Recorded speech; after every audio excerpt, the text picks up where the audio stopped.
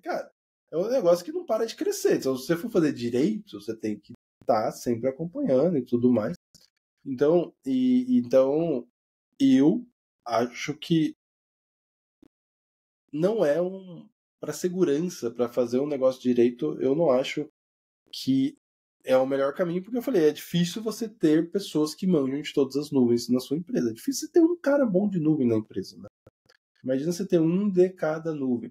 E daí você começa a fazer essas interligações, daí essas interligações entre as nuvens ficam toda torta, daí de repente uma que tá melhor tá interligada com a outra que tá ruim, já, sabe assim? E fora que eu falei, monitoramento, ferramenta de CSPM, até fica meio elas por elas, assim, vamos falar assim, né? Porque, pô, você roda a ferramenta de CSPM, ele vai achar os misconfigurations e vida que segue. Mas, tipo assim, mas na hora que você vai falar de elevação de privilégio, tipo, o IAM é diferente do jeito que você faz elevação de privilégio na Azure, que é diferente que o jeito que faz no GCP, entendeu? Você tem que parar para entender, testar e tudo mais. Não é um processo que você faz ali, você pega um mês, estuda e tá tudo certo. Você entender de verdade mesmo como é que são as coisas, como é que o log é gerado, não sei o que, cara, são meses. É uma dedicação, na minha concepção, full, assim, sabe?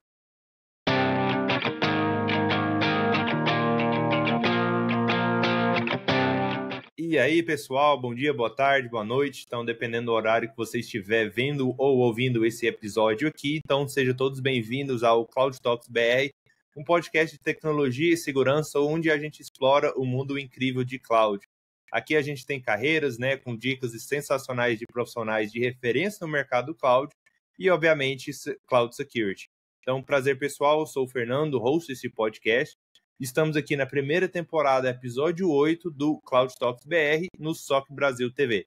Então, com isso, esse podcast está no formato vídeo no YouTube e formato áudio no Spotify. E neste episódio aqui a gente tem um convidado muito especial. Então, estou aqui com o Rodrigo Montoro, né? Ele conta mais com 20 anos de experiência, já passou por várias empresas renomeadas de segurança no Brasil. Atualmente está na Claves como Head of Detection and... Você viu? Deu ruim. Você viu? Aí que bosta, mas aí a gente corta e vai de novo. Então, e atualmente está na Claves como Head of Threat and Detection Research / Security Content Lead. Então, Montoro, seja bem-vindo aí ao Cloud Talks BR. Opa, Fernando, obrigado pela oportunidade aí. Muito legal falar de nuvem, né? Ultimamente é o que eu mais falo, né? A galera fala assim, pô, adivinha que o Montoro vai palestrar? Pô, é uma chance, AWS. Pô, eu tô aí na área de tecnologia, segurança há bastante tempo, assim, né? Tô aí há quase 20 e poucos anos, na verdade, né? Então, isso entrega a nossa idade, né? Infelizmente. Mas sou um dos guerreiros que continuam na área técnica, né? Eu acho que a maioria dos meus amigos, assim, num geral, que tem, vamos dizer, uma idade parelha com a minha, geralmente deixaram a área técnica, né? Poucos continuam, né? E continuando nessa área técnica, eu migrei em várias áreas, né? Pô, a gente até estava discutindo num grupo aqui, antes de entrar aqui na gravação, sobre... Eu acho que todo mundo deveria começar com alguma coisa sem ser segurança, né? Você ser sysadmin, né? Hoje é SRE, sei lá como é que chama. Você trabalhar com redes, né? Você trabalhar com administração, entender como as coisas funcionam, ou ser um desenvolvedor, entender como é que as coisas funcionam, assim. E daí depois você migrar para segurança, né? Daí segurança tem um leque amplo, né? Pô, já trabalhei com endpoint, CIEM, trabalho com CIEM ainda, né? Não é o que eu mais pesquiso no dia a dia, né? Mas, assim, tem uma grande parte do meu dia que é dedicado a criar detecções, né? Vou chamar assim. Daí também como eu falei, endpoint, Mitre Attack. Cara, naveguei por diversas áreas e threat intelligence, né? E daí nos últimos 4 anos aí, mais ou menos, eu tô focado a grande maioria do meu tempo em nuvem, né?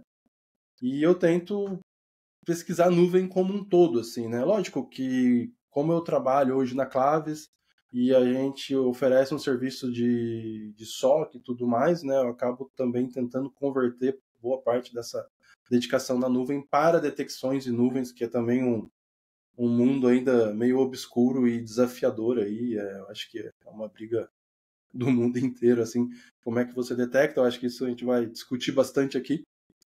Mas, resumindo, sou eu, Rodrigo Montoro, me chamam de Spooker, ou Nerds que falo ultimamente, né? Embora eu pareça que seja extrovertido, eu sou mega nerd, assim, quietinho. Mas só que, como a gente muito tempo palestrando, depois eu comecei a dar curso, assim, eu aprendi a me comunicar melhor ali, me expressar melhor, assim, mas por trás das câmeras, assim, eu sou bem na minha, assim, eu geralmente nem saio de casa, assim.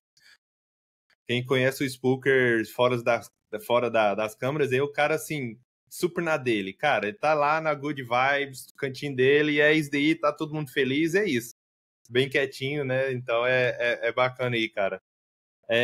Cara, então, assim, por que você tem o nickname Spooker, né? Você falou, obviamente, rapidinho aí, você tem um apelido, né? O Spooker, né? Eu acho que você respondeu essa pergunta já umas 200 vezes, mas da onde veio, por que veio, Cara, aonde... aí que Qual que é a tá, né? ideia? Não tem o que acontece, né? Pô, quando você é mais moleque, né? Você quer ter um nick legal, diferente, alguma coisa, sei lá, né? E, e daí, ali, pô, IRC bombava na época ali, IRC ali, tipo, final dos anos 90, né?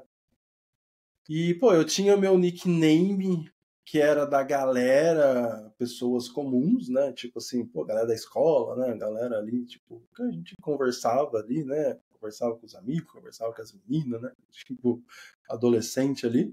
E tinha o nick, vamos falar, de guerra, né? E daí eu comecei, pô, como é que vai ser meu nick, né? Pra não ser isso, aquilo, um personagem. Daí eu falei, speaker é estranho, não sei o quê. Cara, Spooker. Tipo, e nasceu assim, sabe? Assim, não existe a palavra, assim, não tem uma razão, sabe? Foi uma coisa que eu falei, pô, acho que ninguém vai ter esse nick. E daí ficou Spooker. Então tem muita gente das antigas que só me chamam de Spooker, assim, né? Hoje eu falo muito Rodrigo Montoro, daí tem muita gente que me chama de Montoro, né? Então o Montoro também acabou fluindo ali. Eu lembro que o Ronaldo Vasconcelos, que é um cara de Intel aí, bem foda, na época, ele falava, cara, seu sobrenome é legal, por que você não usava ele de nick, né? Colocava um zero no motor. Eu falei, cara, agora já foi Spooker. Mas, Sei assim, lá, eu sempre era... lembro que ele falava isso, né? Mas, tipo, hoje eu uso o Rodrigo Montoro, né? E a minha mãe sempre fala que meu avô, né, por parte dela, ficaria triste porque o Ribeiro, né? Eu chamo Rodrigo Ribeiro Montoro. E o Ribeiro nunca aparece, ele ficaria mega frustrado na vida. Porque... Mas assim, Spooker Labs, Montoro, cara, eu sou um cara que eu tive diversos apelidos. Na verdade, o meu apelido do IRC era Mineiro, porque eu tinha vindo de Minas e voltado para São Paulo, e daí ficou mineiro ou mineiro, tipo, mas eu não sou mineiro, né? Eu sou do interior de São Paulo. Mas, Uhum. tipo, 1000 apelidos eu já tive na vida, assim. Eu acho que o Spooker pegou tanto assim, né? O seu backwall aí tá assim, Spooker, né? De uma forma bem É, criativa aí, então dá pra ver. Então, é, bacana. minhas coisas é tudo Spooker Labs, eu tinha um É, blog Spooker Labs Team, né? Tipo, time de uma pessoa só, mas era, né? tipo um nickname igual o meu. Ah, o meu é Shadow BR. Cara, Shadow BR é isso daí que eu falo que o meu nome de guerra online aí é isso daí. E cada É um que tem o Shadow ainda seu. tem uma tradução, né? Mas o Spooker não tem. Spooker sim. O máximo é o Spock, né? Tipo, o susto, né? Tipo. O Spook, de Spook de assustar.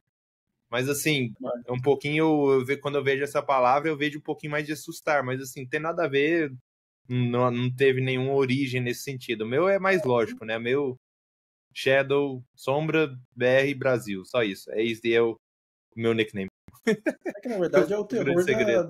da tecnologia, o Shadow IT, né, mano? Shadow IT, então É Shadow que, tipo, IT já é difícil proteger o que a gente vê, o que a gente não vê, então é o caos.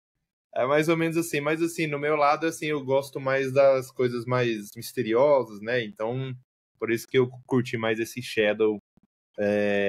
Né, tem até os nicknames, assim, que até quando você sabe aqueles nicknames de Xbox, de PlayStation, cara, você olha pra você ver e você fala, cara, que nicknames horríveis. Aí o Shadow veio daquela épocazinha ali, mais teenager.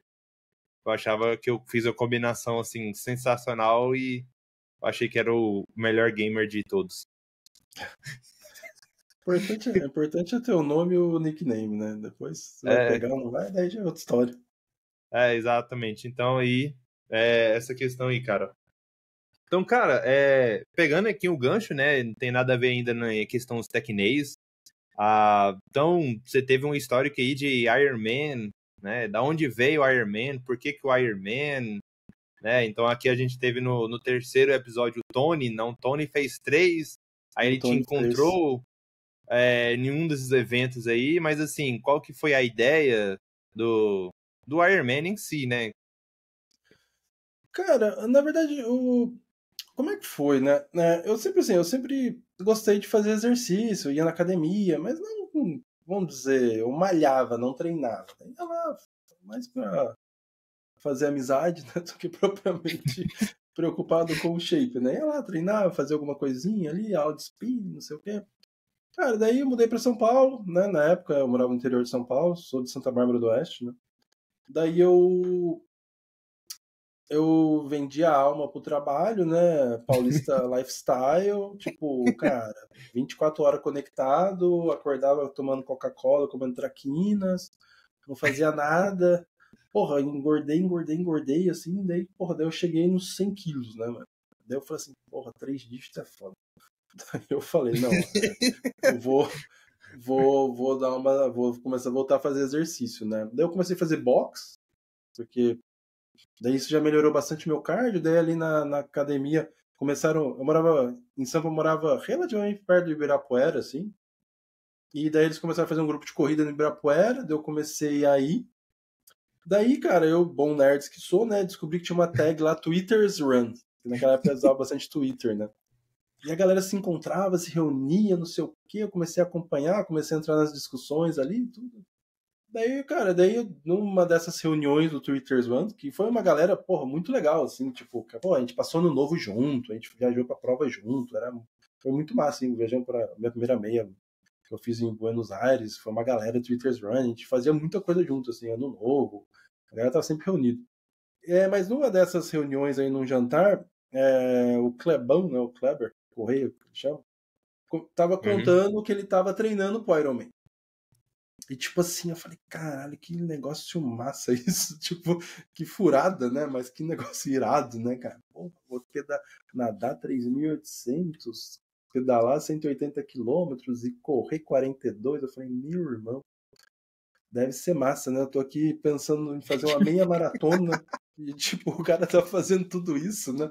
Eu falei, pô, eu gostei disso aí, né? Daí eu falei, pô, Gostei onde você do treina, cara? desafio, né? Eu acho que você Falei, gostou, pô, vamos eu nesse falei, desafio, né? onde você treina? Tipo assim, eu treino lá com os caras da Five Ways, né? Na época, lá existe a Five Ways ainda em São Paulo. Daí eu falei, pô, eu vou lá. Daí eu comecei a correr com eles, terminei minha preparação para meia maratona com eles. E daí, depois que eu terminei a preparação, fui lá, comprei uma bike. Eu comecei a pedalar, velho. Daí, cara, triatlon tipo, é uma droga, assim, tá ligado? Tipo, droga no sentido vicia, tá ligado? Daí você só fala de triatlon, tudo é correr, nadar, pedalar, tipo, cara, é um negócio alucinógeno, assim, cara. E daí você começa a andar só com gente que faz triatlon. Cara, é uma loucura, mano. É uma loucura. É massa demais. Eu acho puta massa triatlon, assim, tem a tatu aqui, né, meio nerds aqui. Mas, assim, é um negócio que consome tempo e dinheiro, assim. Especialmente tempo, né, cara? Tipo, o dinheiro você ainda consegue trabalhar mais, fazer, sei lá, inventa um curso, faz alguma coisa. O dinheiro você ainda consegue ampliar, né? O tempo não, né? O tempo todo mundo tem 24 horas, você escolhe como você usa essas horas.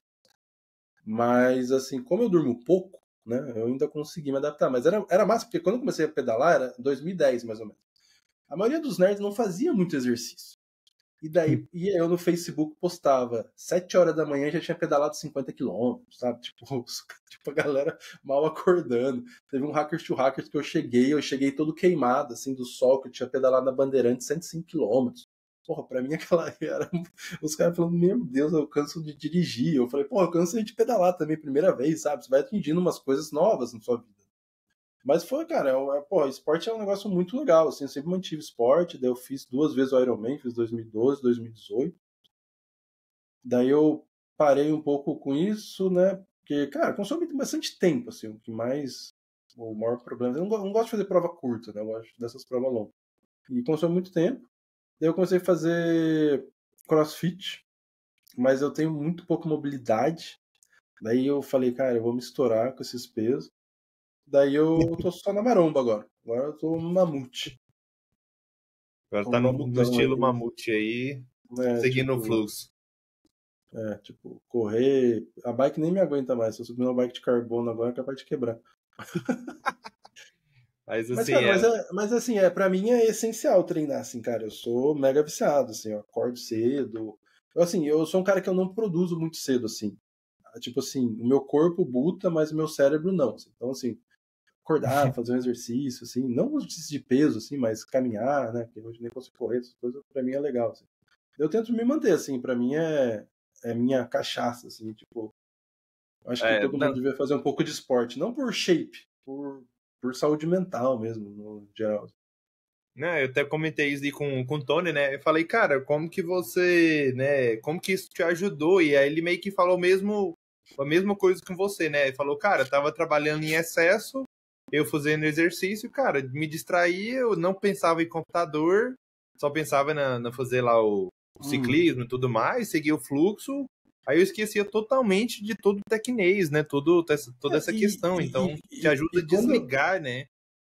E o legal, se você pega o Iron Man específico, né? Tipo assim, o Iron Man é um negócio muito massa, porque, tipo assim, é aquele planejamento a longo prazo, né? Você não sai hoje e fala assim, vou fazer o Iron Man daqui a um mês. Não é assim que funciona, entendeu?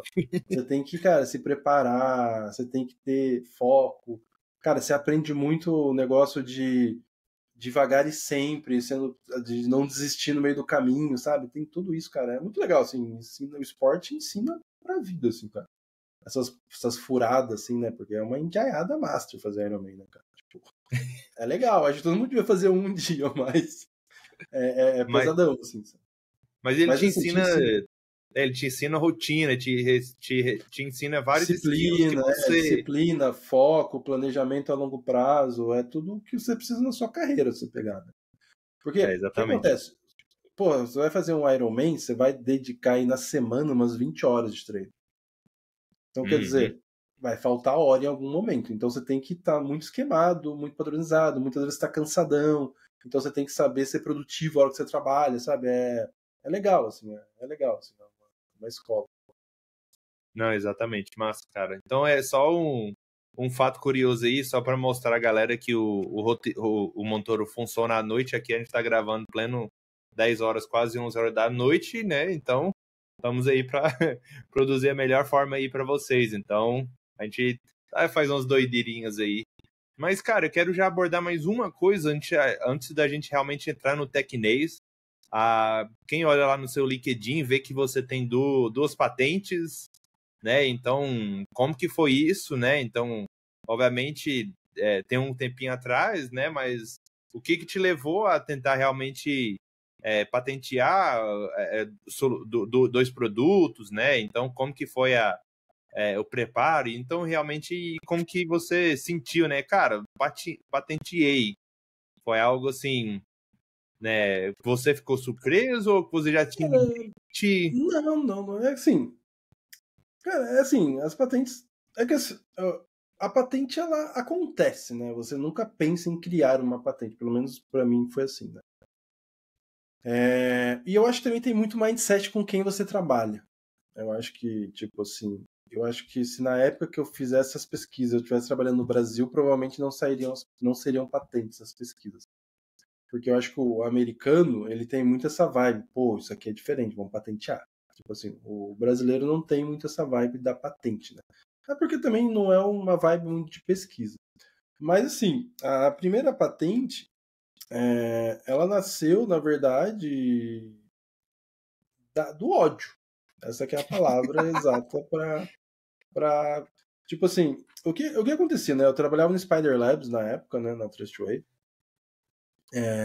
E eu trabalhava no time de pesquisa, né? E daí tava começando ali, 2010, né? Começando muito essa parada de usava-se muito PDF, né? Hoje ainda usa muito PDF, acho, né? Como vetor de ataque, né? Por quê? Porque o PDF tinha API de JavaScript inteira dentro do leitor, então você podia fazer um código em JavaScript, né? E executava o que você quisesse a hora que o cara abria o maldito do PDF, né? Cara, tem várias tricks, assim, é uma bizarrice, assim. E daí, o que eu... Na época eu tinha muito contato com o pessoal da SourceFire, né? Porque eu sempre mexi com o Snort, né? E daí eu falei assim, pô, galera, eu tô fazendo uma pesquisa aqui, né? De PDF, não sei o que, vocês não conseguem me descolar uns PDF maliciosos, né? Aí os caras, prontamente, né? Eles tinham Honeypot, Honeynet, nos trocentos milhões de lugares, né? Me passaram lá, cara, me passaram uns 4.000 samples de PDF malicioso. E daí, cara, o que eu comecei a fazer, né? Eu falei assim, pô, tudo tem JavaScript, né? O JavaScript é muito vetor, assim, um dos grandes componentes, né? Entre outros, era e daí, o que eu fiz? Eu falei assim, beleza, eu vou pegar o programinha aqui, vou extrair, né? Porque geralmente tem um string lá dentro do PDF, né? Vou extrair esse string, daí eu normalizo esse JavaScript, né? E vejo se é malicioso ou não. Cara, eu tentei todos os engines possíveis e imagináveis dentro da minha competência. Eu não conseguia normalizar um JavaScript. Eu não conseguia normalizar uma naba de JavaScript. E eu falei assim, daí eu clico nessa merda, abro o PDF com o JavaScript executando um negócio malicioso. Eu falei, caralho. Eu falei, cara, eu vou descobrir um jeito diferente que eu vou descobrir se esse PDF é malicioso sem eu ter que olhar o JavaScript. E daí o Didier Stevens, na época, ele acho que a ferramenta existe ainda, né? Ele tinha uma ferramenta chamada PDF ID. Que o PDF ID ele meio que mapeava a estrutura do arquivo PDF, né? Quantos strings tinha, quantos objetos, se tinha fechado, se não tinha fechado, se tinha JavaScript, se tinha AutoExec. Tinha lá 300 mil. Tinha o Run, né? Tinha lá. Não vou lembrar mais, assim, exato. Faz 14 anos que eu fiz essa pesquisa. E daí eu falei assim, cara, eu vou pegar, então, eu tenho 4.000 maliciosos, eu criei lá uma base do que era malicioso, né? E daí eu peguei, fui pra internet, né? File type PDF, comecei a baixar, né? PDF, que na teoria não seria malicioso. E daí eu peguei, cara, foi engraçado porque tinha dois extremos, assim, quando o PDF era malicioso ou não. E eu consegui pegar várias características disso. E daí, né? E daí, cara, como comunicação é importante, né, cara? Isso é uma coisa que eu evolui pouco desde aquela época, mas eu sou melhor. Tipo, daí eu mandei um e-mail lá pro time Spider Labs. Ó, que massa, descobri aqui um jeito de descobrir se o PDF é malicioso, né? Do outro jeito, isso aqui. Ninguém pro meu e-mail, né? Eu falei, caralho, né? Será que é tão ruim assim? Daí a gente tinha o Summer Meeting, né? Do Spider Labs em Vegas. E esse Summer Meeting em Vegas era muito massa, porque você podia apresentar as coisas que você estava fazendo. Daí eu falei assim, pô, Steve, eu quero apresentar o negócio. Falou, não, fechou. Daí o Nick, que era o vice-presidente na época, estava assistindo o que eu estava apresentando. Né? Cara, eu apresentei, né? Daí eu descobri que eu sou um ótimo apresentador e péssimo escrita, né? Cara, ele falou na hora, caralho, isso dá pra patentear. Cara, na hora ele falou isso. Tá ligado? Tipo, eu falei, foi desde um e-mail ignorado por todo mundo a hora que eu apresentei, né? Porque eu gostava de apresentar, né? Eu acho que eu tenho mais facilidade do que escrever. E daí fizemos lá e deu certo, daí foi processo de patente, daí entra advogado, não sei o que, e virou a patente. Patente 1, né? E daí, para resumir o assunto, né? Para falar da segunda patente, para não estender muito aqui, eu tinha uma coisa que me incomodava profundamente, assim, que eu mexia muito com o Snort, né? E daí, se eu pegasse o Snort, se eu criasse uma regra lá, igualzinha, eu falei assim, daí se eu mudar, eu tenho lá que eu detecto A.exe. Se eu mudar para B.exe, já não detecto. Daí eu falo assim, cara, eu mudei 1 byte da parada. 1 byte. Eu falo, não é possível que eu não mudar 1 byte vai dar bypass em tudo. Eu falei, não, deve ter um jeito de eu mapear usando a mesma ideia louca do PDF, dos cabeçalhos do PDF, de eu pegar os cabeçalhos do HTTP. E daí eu comecei também, teve essa discrepância, quando eram malwares comunicando, daí fui lá de novo, meus amigos da Certify, e, por acaso vocês não têm bastante samples de PCAPs maliciosos? Porque senão é difícil você simular tanto PCAP, né, cara? Porque se eu pegar lá, simular 50 malwares, é uma amostra muito pequena, né? Daí foram lá também, me mandaram lá alguns milhares de PCAPs. E daí eu consegui também ter essa discrepância, e daí eu conseguia dar nota. Pô, se tiver o número de cabeçalhos, o tamanho do user agent, cara, eles usavam método errado, daí ele RFC de HTTP, não sei o que, não sei o que. Eu conseguia fazer um scoring, e daí até o cara falou, pô, essa aqui eu acho que é patenteável também. Mas como era um negócio de HTTP é um negócio mais abusado, mais estudado, as empresas de antivírus não cima em cima. Daí foi, mas daí também deram o granted lá da patente e ficou. E o legal do PDF, cara, do PDF, a pesquisa do PDF, cara, eu fiz um script em Perl, umas 200 linhas em Perl, e, cara, a gente tinha uma taxa de falso positivo de menos de 1%, era um negócio muito bizarro, assim. Foi muito assertiva essa. A do HTTP, do cabeçalho HTTP, era um pouco mais falso positivo, mas daí, o que a gente usava muito? A gente usava para a hora que a gente fazia as análises de malware, tinha os PCAPs, ele já apontava para os possíveis streams dentro do PCAP que possivelmente tinha os payloads que a gente precisava para criar assinatura, sabe? Então ajudou bastante. Ele não era uma ferramenta bate-pronta. A ferramenta do PDF, ela entrou até no meu scanner da Trustwave na época, depois do antivírus. Porque o antivírus, tipo assim, eu fiz uma comparação dos PDFs maliciosos com o vírus Total, né? E, tipo assim, naquela época, a gente estava em primeiro lugar comparado com os PDF. A gente detectava 97% dos PDF maliciosos. Era um negócio muito bizarro, assim, cara. Ficou muito louco essa patente. E, cara, tem vários samples de PDF que tá passando, eu vejo a galera tá usando isso. Cara, eu tenho quase certeza que se eu tivesse meu script aqui pra testar, detectaria. Porque é um negócio muito na raiz, na base, entendeu? Tipo, do formato do arquivo, assim, então... Exatamente. É igual pro usuário normal, ele não sabe que o formato, o arquivo JPEG tem as propriedades atrás da foto. O pessoal só quer saber da foto, mas tem tudo uma estrutura, né, do JPEG, tem toda a estrutura do PDF, tem um cabeçalho, então isso é com certeza algo bacana. E aí, obviamente, deu para ver que você tem o sangue, né, de pesquisador, obviamente, na veia aí. E aí, cara, eu queria ver, assim, como a gente já fez a introduçãozinha, você explicar um pouquinho pra gente aqui o que é Threat Detection, né? Então, você trabalha na Claves aí com isso, nessa frente, né, que traduzindo para português seria a detecção de ameaças, né? E aí, como que é essa área? O que é essa área, né? Então, o que esse time faz, né? Lidando com novas ameaças, novas vulnerabilidades. E se uma pessoa quiser trabalhar com isso, né? Então, é uma área que tem muito potencial de trabalhar, ainda não é área explorada, então também trazendo a sua visão sobre o todo. Uhum. Claro, na verdade, assim, que nem você falou, né? Tudo começa, né, com as detecções de ameaças, né? Como você falou, é uma área que detecta ameaças, né? Então, se a gente for fazer uma analogia, a primeira coisa que você tem que fazer, né? E isso é muito específico, né? Tipo assim, o que é uma ameaça para mim, né? Vamos dizer que eu trabalho na empresa A, não é necessariamente uma ameaça para você na empresa B, né? Então, assim, por quê? Porque pode usar tecnologias diferentes e tudo mais. Então, assim, quando você fala em detecção de ameaças, você for fazer o caminho certo, o primeiro ponto é você tem que fazer uma modelagem de ameaças, né? Então, tipo, aqui está o atacante no ponto A, eu sempre falo isso, né? E você tem os seus ativos no ponto B, certo? Então, assim, quais os caminhos que o atacante tem para chegar nos meus ativos? Então, quer dizer, cara, isso aqui pode estar na nuvem, isso aqui pode estar no on-premise, isso aqui pode estar no on-premise, mas tem conectado com a nuvem, pode estar na nuvem, mas ele também consegue chegar no on-premise e tudo mais. Você mapeia, vamos dizer, os caminhos. Daí, a partir do momento que você mapeia caminho, você precisa saber onde você tem visibilidade, porque só detecta o que você vê, né?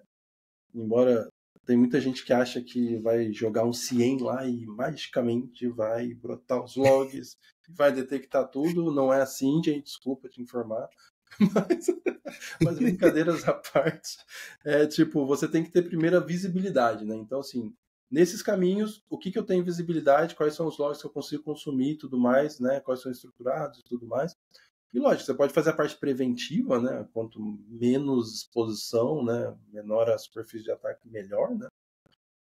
Mas aí eu tenho a visibilidade. Então, a partir do momento que eu tenho a visibilidade, eu tenho que entender quais são as ameaças que podem chegar no meu ambiente e daí eu começo a criar as detecções, né? Então, pô, eu tenho uma aplicação web. Pô, você vai no arroz com feijão, né? Pô, vou ter um AF lá que vai me gerar detecções, né? Mas eu também posso analisar o log nu e cru com alguns regex, né? Que também podem me dar insumos que talvez o AF não vai bloquear porque talvez seja barulhento, mas se a gente detectar aqui, a gente consegue fazer uma segunda análise, né? Porque o AF ele tem que ser muito assertivo para não bloquear um cliente, né? Por exemplo.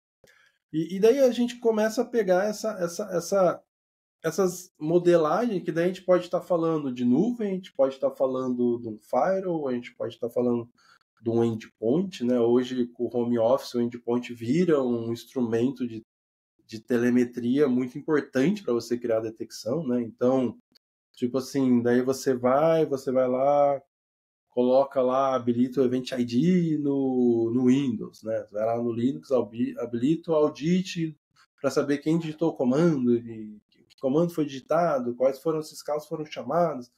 E daí, que eu falei, primeiro ponto, modelagem de ameaça, né? Essa é a cereja do bolo, né? Você faz a modelagem, consegue chegar num ponto bem específico. E daí tem também as partes que são públicas, né? Que a galera divulga pesquisas de ameaças, saiu uma falha que não requer autenticação e o abusa desse jeito. Você pode colocar uma regra de detecção lá, né? Você pode colocar ou um band-aid, né? Vamos dizer, um virtual patch no AF, porque é uma SQL injection que é nesse campo, ou você não consegue fazer isso, você vai lá, cria uma detecção, se alguém fizer, você tenta pegar, né? Então assim, né? Se você está na nuvem, né? Que eu estava falando da telemetria do endpoint, do Event ID. Então, assim, você tem que modelar, entender as fontes que você tem e a partir disso, né? Pegar também de relatórios públicos que eu estava falando, né? E tem também, por exemplo, assim, você pega uma Red Canary da vida, você pega uma CrowdStrike, essas empresas elas lançam os reports, né, do que eles mais viram, de como aconteceu, às vezes está por setor. Então, assim, se prevenir baseado no que mais acontece no mundo. Pô, você pegar lá qual que é o maior abuso que está no report da Red Canary. Eu não vou lembrar de cabeça agora, mas sei lá, PowerShell. Então, assim, eu tenho detecção que pega PowerShell, né? Então, porque o PowerShell, ele é super complexo, né? Porque o PowerShell é muito usado para coisas boas, né? Na verdade, assim, parece que ele só é usado para coisas ruins, né? Mas ele tem seu bom uso, né? Tipo assim, é uma ferramenta poderosa, né? Que a galera descobriu isso e usa pro mal, por exemplo. Então, assim, daí você tem que pegar essas fontes, essas command lines, saber onde vai estar a informação e tentar criar a detecção, né? E se você pegar o mundo, vamos dizer, não vou chamar de mundo ideal, mas o mundo que te dá um caminho interessante é você pegar, né, um cyber kill chain da vida, né, que é uma árvore de ataque, né?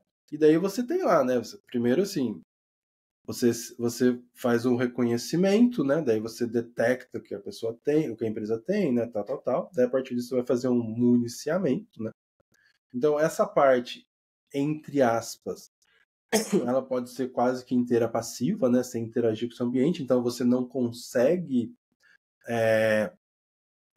ter, vamos dizer, logs, né? Mas você consegue fazer igual. Então você faz uma parte proativa sua, faz essa parte de threat intel, né? Tipo, tem um mercado amplo de superfície de ataque, né? Monitoramento de superfície de ataque, você vê ali o que está exposto e tudo mais. E daí depois começa realmente o ataque em si, né? Pô, eu vou lá, descobri que você tem o servidor ABC vulnerável e eu sei que tem esse exploit público aqui. Se eu rodar esse exploit, eu vou fazer. Da hora que você roda o exploit, entra na parte do delivery, né? Que vai entregar o pacote ali para o destino, né? No caso seria, vamos dizer, um serviço web que a gente está comentando aqui. Daí, a hora que o web processa, entra na parte do exploitation, né? que está fazendo aquele payload acontecer. E daí depois entra na parte ali, né, do delivery, do exploitation, né? Daí ele se instala, né? Porque o atacante ele entra na máquina e depois quer se instalar lá e daí faz o command and control, né? E depois os actions lá nos objetivos, né? O que ele quer, né? Ele cai lá dentro porque ele quer achar alguma coisa, né? E daí entra lá, né? Pô, se você mapeia suas regras com isso, pô, detectei, vamos dizer, cara, detectar já é uma vantagem, né? Tem muita empresa que nunca Exatamente. vai descobrir só na dor, pior maneira do mundo, né? Mas vamos dizer que você detectou na fase do command and control, porque você tem lá um sistema de IDS, massa, bem posicionado, você tem uma telemetria do endpoint que pegou, conectou com IP fora do país, numa coisa... Cara, tem várias maneiras de se detectar alguma coisa, né? Então, quer dizer, você pegou o command and control no ataque Q-Chain é o 6, né? Daí você também, essa parte de área de detecção, fala assim, tá, por que a gente não detectou antes, né? Por que eu não detectei a hora que estava abusando da máquina? Por que eu não detectei a hora que foi feito o delivery, né? Então, assim, daí você também faz essa rastreabilidade para detectar, né? Para ver por que, né? Que você precisa evoluir para detecção de ameaça. Só que, assim, é uma área, né? Se você pegar a maioria das empresas de SOC acaba tendo essa área, né? É uma área que é bem complexo, assim, né? É difícil, pô, porque geralmente uma empresa que oferece serviço, né, que a gente oferece, a gente tem, pô, 100 mais clientes com contextos diferentes, ameaças diferentes, caminhos diferentes, tecnologias diferentes. E, tipo assim, mesmo que você cuidasse, você é um cara do SOC só de uma empresa, cara, é tanta oportunidade e às vezes a gente, como eu falei, você tem que ter a visibilidade antes, né, e às vezes os logs nem chegam, né, no tempo certo, né, na hora certa, no formato certo, porque é tudo um ciclo, né? Porque engenharia de detecção é só um pedaço da engrenagem, né? Por quê? Como eu falei, o log ele tem que chegar certo, ele tem que chegar no tempo certo, ele tem que chegar com o parsing certo, com as variáveis certas, tipo, para daí a detecção fazer o match, porque não adianta nada, se o log chega com uma variável errada, porque a hora que você faz uma carry, você está procurando uma variável com valor X de alguma coisa. Daí você está baseando que o parsing está de um jeito A e o parsing chega do jeito B, você não detecta.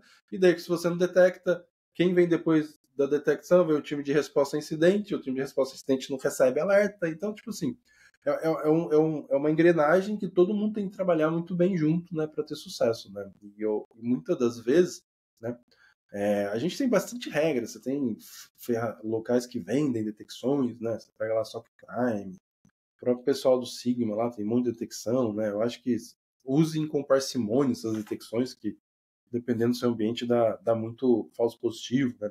Dá muito BO, assim. Mas tem detecções que são bem boas. Mas, assim, no fringir dos ovos é isso, né, cara? Você entender o que tem de ameaça para sua empresa e tentar entender o caminho que vai fazer isso, onde você consegue ver e se você consegue criar detecção em cima disso, né? Então, deu para ver que é extremamente complexo, então é área talvez que requer vários momentos de pesquisa, né? Porque você está modelando o que um atacante faz, né? O que ele faria com tal abuso. E, cara, trazendo um pouquinho a visão de como que isso é feito na nuvem. Obviamente,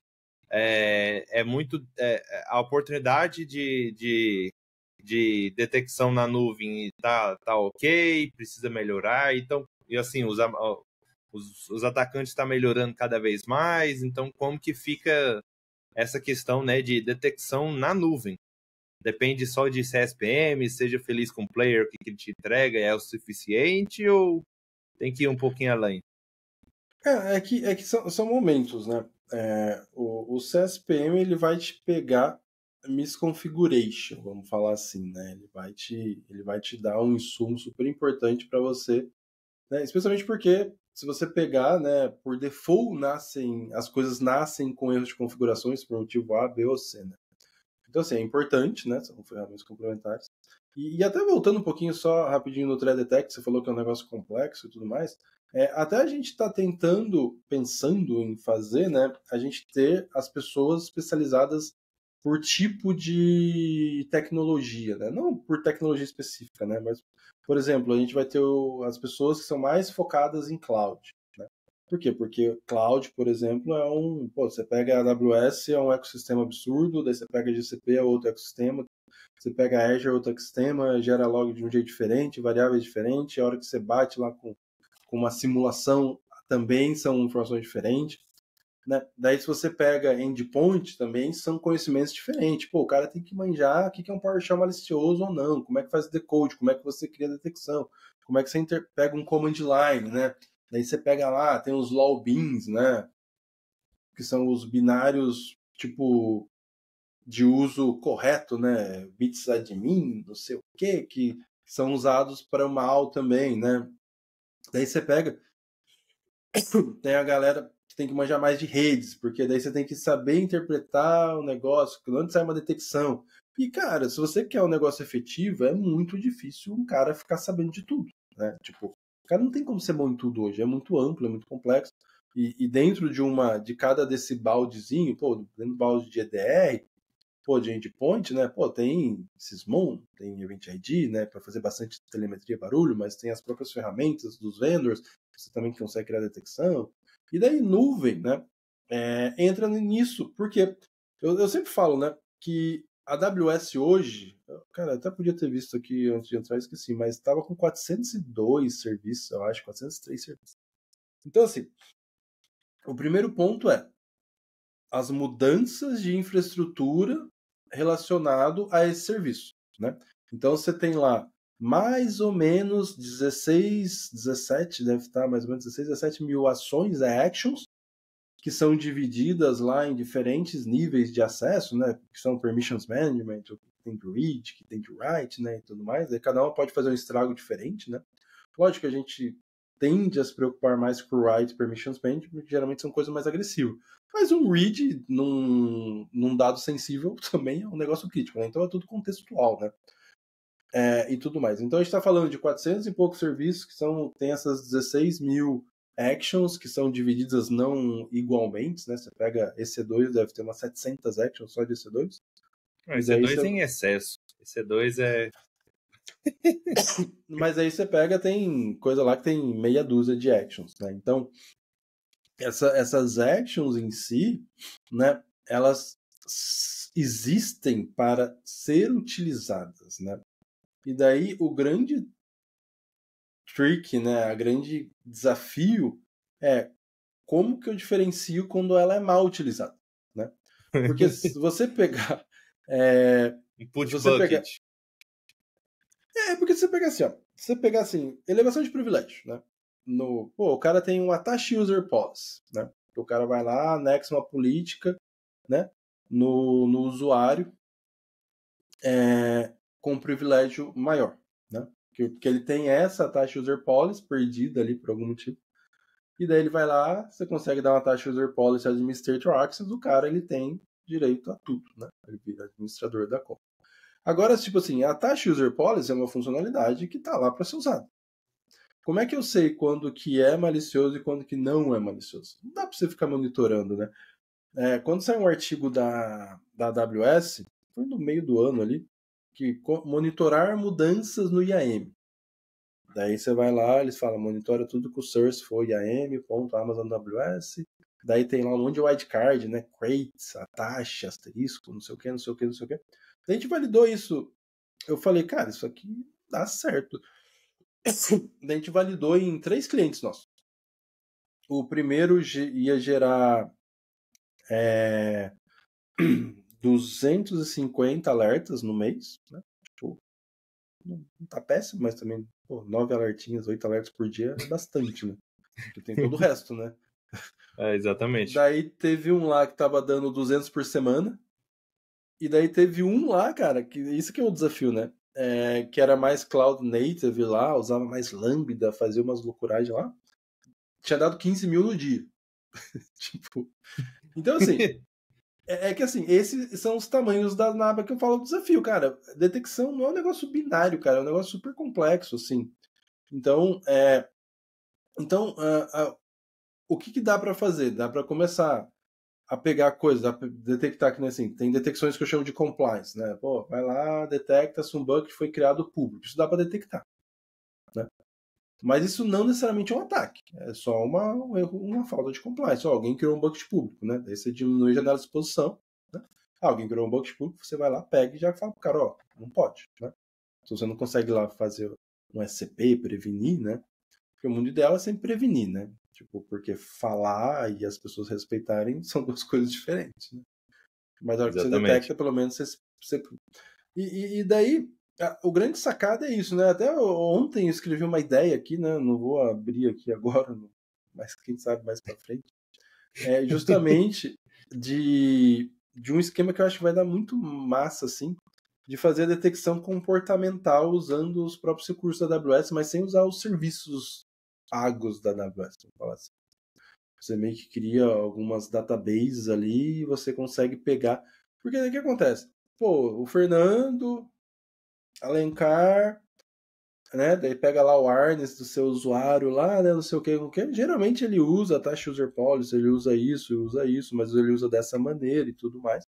Então, assim, se ele sair dessa maneira, ok. Mas daí tem o usuário Rodrigo Montoro, que ele nunca usou a taxa user policy. De repente ele usou para dar um administrator access. Daí você tem os nomes das policies. Então, o que que... Então, eu vou alertar. Então, o Fernando tá no comportamento normal dele, o Rodrigo não tá. Então, assim, é justamente esse tipo de detecção que eu acho que é viável. Porque um dos grandes desafios também que a gente tem na nuvem é que tem muito serviço que nunca foi pesquisado, né? Então, Exatamente. cara, pode ter um louco que já sabe de elevação de privilégio em, sei lá, em 30 mais serviços que pode existir, como pode não existir, né? E que, tipo, ninguém tá monitorando. Então, se você focar em serviços na hora que você faz a detecção, existe uma grande chance de você ser de alguém que tá abusando algo que você não vê. Se você foca em comportamento, para mim, o único jeito de ter um grande sucesso em nuvem assim é no comportamento, e não é fácil. Eu acho que tem que chegar nessa métrica aí e tudo mais. Então, assim, cara, é um desafio, né? Isso que eu tô falando só da AWS, tá? Cara, seus, tipo Seria assim, só uma Azure, nuvem. GCP, Imagina. exato, Alibaba, Oracle, tipo, tem muita gente usando Oracle, não sei os logs exatos que Oracle. Então, assim, a gente tem que ter pessoas especializadas nessas nuvens que entendam a ameaça e tudo mais. E além de tudo, né, tipo, só para não deixar passar batido, a gente está falando, como eu falei, da modificação de infraestrutura. Você tem lá os 400 e poucos serviços, 16, 17 mil actions, e daí você monitora. Só que cada serviço, num geral, tem os logs do data plane, que é o serviço mesmo. Exemplos clássicos: RDS. Você pegar, porra, praticamente toda empresa que está na AWS deve estar usando RDS. Os logs de auditoria do RDS são desabilitados, né? Então, assim, porra, alguém fez o dump da minha base, alguém deletou, fez um drop do meu banco, não sei o quê. Cara, quem fez? Você habilitou log? Não. Não sei. Né? No logs, no crime, né? Então, É, tipo... eu já falei Então, isso várias assim, vezes aqui. se você... A hora que você está fazendo a modelagem de ameaça, daí você volta lá atrás que eu estava falando. O que o cara o cara de threat detection, vamos chamar assim, tem que pensar? Para eu detectar, eu tenho que ver, né? E eu tenho que ter a modelagem de ameaça. Então, se o RDS é um lugar que tem minha galinha dos ovos de ouro, eu tenho que ter o log daquilo para a hora que eu precisar criar uma detecção, eu crio, né? E se acontecer uma coisa, eu consigo fazer a resposta ao incidente, porque muitas das vezes lições aprendidas, habilitar o log, né? E torcer que... Porque você não consegue, muitas vezes, nem saber o que aconteceu, né? Porque de repente você vê lá no log e fala assim, foi o usuário XPTO, e o usuário XPTO só está na aplicação aqui, então o cara veio por ali, entendeu? Você consegue vincular mais fácil. Senão todo o seu ambiente é suspeito, né? Então, assim, o próprio acesso a bucket S3 não é habilitado, o próprio Exato. o audit da API do Kubernetes não é habilitado. Então, cara, estou falando... Cara, e você está falando de centenas de serviços que todos têm provavelmente alguma necessidade ali de habilitar para você conseguir monitorar. Alguns você consegue mandar para o CloudTrail. mas nem todos você consegue, daí você tem que buscar esse log de alguma maneira, e eles não vêm habilitados porque gera um custo, né? Gera custo, a AWS não pode ir lá habilitar um negócio que vai te cobrar, né? Tipo, você tem que ir lá. Então, assim, eu tenho que pensar, cara, eu tenho essa detecção na minha infraestrutura, que é o CloudTrail ali, né? Que é isso que eu estava falando, as 16, 17 mil actions, lá serviço. E ainda tem essa parte do data plane que, cara, se você não for lá e habilitar, cara, você tem um problema. Então, assim, a modelagem, daí volta lá, né, que eu tava falando, modelagem de ameaça. Tem que saber o caminho que o atacante faz para chegar nos seus ativos, todas as fontes que você, todas as fontes de dados que você precisa para ter visibilidade, e daí em cima disso criar detecções. Como eu falei, tem as detecções globais? Tem. Tem a detecção, porra, tá acontecendo todos os ataques em banco. Cara, detecta também, especialmente telemetria de endpoint, não sei o que, não sei o que. Só que assim, as detecções mais importantes são essas que focam no seu negócio, né? Porque é o que você tá preocupado, né? Se você tiver detecções de SS, EQS e você não usa nenhuma nem nada, então, entre aspas, não vai valer a pena para sua empresa. Então tem que customizar de uma forma para a sua necessidade, né? A gente já falou várias vezes isso, né? Então, trazendo soluções, né? Resolvendo o problema da empresa, né? É Trazendo porque aquela senão, tipo customização. assim, é porque senão muitas vezes você usa detecções muito genéricas que não são. Você vai detectar alguma coisa provavelmente, mas é no espirro, né? Vazou ali, tipo, foi mais o cara ali fez um negócio que gerou muito barulho e tipo daí trigou de repente aquela regra ali por acaso. Mas tipo assim, se o cara talvez fizesse mais quietinho não trigaria, sabe? Assim, é meio que um pouco Ele não é, de não é tão sensível, entre aspas. Ele é mais, no tem genérico, é umas, mais estrondoso. tem umas detecções que eu acho que são meio globais na minha concepção. Não estou falando que as pessoas têm que ter, mas, por exemplo, assim, tem os DDEs do Word, né? Tipo assim, é quando. Como é que chama? Data Exchange, eu não vou lembrar agora a sigla de DDE da Microsoft, mas é tipo assim, o Word chamou o CMD, entendeu? Tipo, o InWord chamou o CMD, o Excel chamou o CMD. Tipo assim, Sim. cara, isso é algum macro, alguma coisa maliciosa dentro do arquivo, entendeu? O PDF, o Acrobat Reader chamou o CMD, que chamou o PizzaAdmin, sei lá, entendeu? Tipo, Um caminho mó essas. estranho. Porque daí você.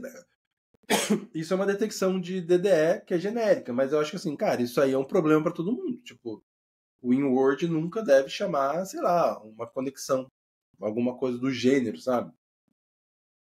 É Então, um API que é só interna chamando um IP suspeito ou fazendo chamada de API para a internet no geral. É algo. eu não posso afirmar isso, assim, teria que analisar uma massa de dados, mas o InWord ele tem que chamar o doc que ele vai abrir, né? Tipo, o resto Não tipo, vai precisar abrir um CMD. Um Word já deixa eu rodar um command aqui. Não é comum. então, assim, cara, o desafio é brutal, assim, detecção, essas coisas, é um negócio. É desafiador, né? Meio ingrato às vezes, né? Porque às vezes você cria 10 detecções e o cara abusou da 11ª que você não tinha, né, cara? Tipo, porque o cara. Você consegue escrever coisas muitas vezes de várias formas diferentes. E talvez você não consiga colocar todas as detecções, porque também senão você mata o seu CIEM, né, cara? Dependendo do potencial dele ali, que você vai colocar lá trocentas mil detecções, não funciona, né? Exatamente. E aí vai fazer um overload. E Não. aí o CIEM, se não tiver capacidade, né, vai dar ruim. Mas, assim, pegando a ideia, assim, né, a gente já teve vários pontos de vista aqui, né, das empresas, né, que adotam a estratégia de multi-cloud. Então, como que isso afeta, né? O que você acha sobre isso, né? Trazendo seu ponto de vista de segurança. Obviamente, eu trouxe algumas outras opiniões, né? Um pouquinho mais de gestão, né? Que apoia multi-cloud. Tem pessoas mais tecnês que falam, cara, é a pior coisa do planeta. Então, assim, qual que é a sua opinião sobre? Ou você vai falar mais ou menos assim, depende e é isso, né? Então, o que você acha Cara, sobre essa questão? eu falando de segurança, eu acho o terror na Terra, cara. Tipo, porque já é difícil ter um cara especialista em uma das nuvens. pô, um cara que manja, que entende, que faz acontecer, que consegue simular um ataque e já vê como é que detecta, não sei o quê. Cara, porque os ecossistemas dessas empresas, elas são absurdos, né? Tá falando de AWS aqui. E, tipo, você pegar no começo do 2023, sei lá, tinha 360 serviços, acaba com 400 e pouco, daí no final do ano que vem vai ter, sei lá, 500 talvez. Cara, é um negócio que não para de crescer. Então, se você for fazer direito, você tem que estar sempre acompanhando e tudo mais. Então, então eu acho que não é para segurança, para fazer um negócio direito, eu não acho que é o melhor caminho, porque eu falei, é difícil você ter pessoas que manjam de todas as nuvens na sua empresa. É difícil você ter um cara bom de nuvem na empresa, né? Imagina você ter um de cada nuvem. E daí você começa a fazer essas interligações, daí essas interligações entre as nuvens fica toda torta, daí de repente uma que tá melhor tá interligada com a outra que tá ruim, já, sabe assim? E fora que eu falei, monitoramento, ferramenta de CSPM até fica meio elas por elas, assim, vamos falar assim, né? Porque, claro, você roda a ferramenta de CSPM, ele vai achar os misconfiguration e vida que segue. Mas, tipo assim, mas na hora que você vai falar de elevação de privilégio, tipo, o IAM é diferente do jeito que você faz elevação de privilégio na Azure, que é diferente que o jeito que faz no GCP, entendeu? Você tem que parar para entender, testar e tudo mais. Não é um processo que você faz ali, você pega um mês, estuda e tá tudo certo. Você entender de verdade mesmo como é que são as coisas, como é que o log é gerado, não sei o que, cara, são meses. É uma dedicação, na minha concepção, full, assim, sabe? Porque, assim, eu sou chatão, assim, com conhecimento, assim, ou eu paro, estudo, entendo, ou não tem meio conhecimento, assim, eu não consigo falar assim, pô, tô estudando um negócio, acho que eu entendi. Então é até uma característica minha que me suga muito, assim, é entender... 880. Não, é entender profundamente. É pra estudar, tá ligado? É porque a cabeça de pesquisador, eu acho, né? Tipo, eu tenho que entender como tudo funciona e se conecta e, tipo, cada detalhe. E daí você vê mais um detalhe, daí você vê, tipo, a galera falando, você vê lá, naqueles fóruns, pega o Scott Piper falando uma coisa. Cara, o Scott Piper, o negócio espirrou, ele já sabe o que aconteceu, porque ele tá monitorando SDK. Eu falo, caralho, velho, como é que ele consegue monitorar tudo isso? Eu falo, eu tento monitorar aqui, eu quase já infarto, velho. O cara parece um bot, mano. O cara manja pra caralho, assim, tipo, sabe. O Scott Piper, cara, ele é. Cara, é um monstro. O cara que o Scott Piper, ele é tipo. É um nível de conhecimento, né? Tipo assim, o cara.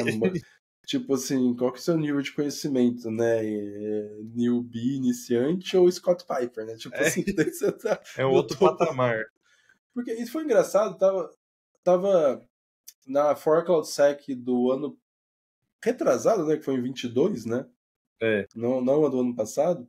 Cara, tava eu, o Ian McKay, o Chris Ferris, tava uma galera entrando numa churrascaria. Eu cheguei lá em Boston, os caras falaram, vamos comer numa churrascaria. Eu falei, pô, eu vou gastar R$500 pra comer numa churrascaria meia boca, que eu gastaria 200 pra comer numa top no Brasil, né? Mas falei, vamos, né? Pô. E daí no caminho, né, a gente discutindo sobre isso, era justamente isso, sobre os outros, né? Quem é o Scott Piper do Azure? Quem é o Scott Piper do GCP? E eles também não conheciam, não acham que não tinha essa referência como o Scott Piper virou para AWS, assim, né? Eu falei, porra, tá aí um gap, né? Mas assim, Então... eu particular, assim, se eu fosse começar a estudar nuvem hoje, eu acho que eu colocaria bastante esforço no GCP. Mas assim, eu não tenho mais cabeça para estudar outra coisa, cara. Assim, Aí você já tipo, escolheu a AWS. Eu escolhi a minha, você já casou tô com ele e é isso. há 3, 4 anos, vou seguir aqui com a AWS. Tem gente mais esperta que eu, com mais paciência e menos idade, né? Com mais disposição. Mais mentalidade, né? Mais sanidade mental para estudar umas novas clouds aí, e é isso daí. Cara, mas eu falei, né? Pô, se eu pegar pra estudar, eu quero estudar muito, assim, cara. Daí ferrou, cara. Daí vai começar a bugar com a AWS. Exatamente. Aí, só para dar um overview pra galera aqui, então alguém se alguém quiser estudar a fundo, né, tudo o que tem na AWS IAM, né, só 1.700 páginas para você estudar. Um único serviço. Somente é bem tranquilinho, né, um serviço super de boa, Cara, né? Então, mas assim, eu sou o maníaco do IAM, né, cara? Pô, quem fez curso comigo, quem conversa mais comigo, sabe que eu gosto pra caramba do IAM, assim. IAM é o Quanto core de mais, tudo. mas quanto mais eu estudo, mais eu vejo que eu não sei nada, né, dessa merda. Mas, mas, cara, quando eu comecei a estudar IAM, eu sou um cara do papel, né? Não sei o quê. Eu imprimi o manual do IAM. Eu tinha um Imprimi só negócio 1.200 páginas. desse tamanho, assim. Teve que quebrar em 4 encadernação, porque senão não cabia o negócio. Mas, cara, eu fui lendo, anotando, cara. Pra mim foi mega produtivo, assim. Hoje eu penso que imbecil que eu fui, né? Mas na época foi produtivo, vamos falar assim. Não, sensacional. Então, aí pra você ver. Então, a mentalidade de pesquisador, igual a gente mencionou, né, desde o início, tá enraizado e é isso daí.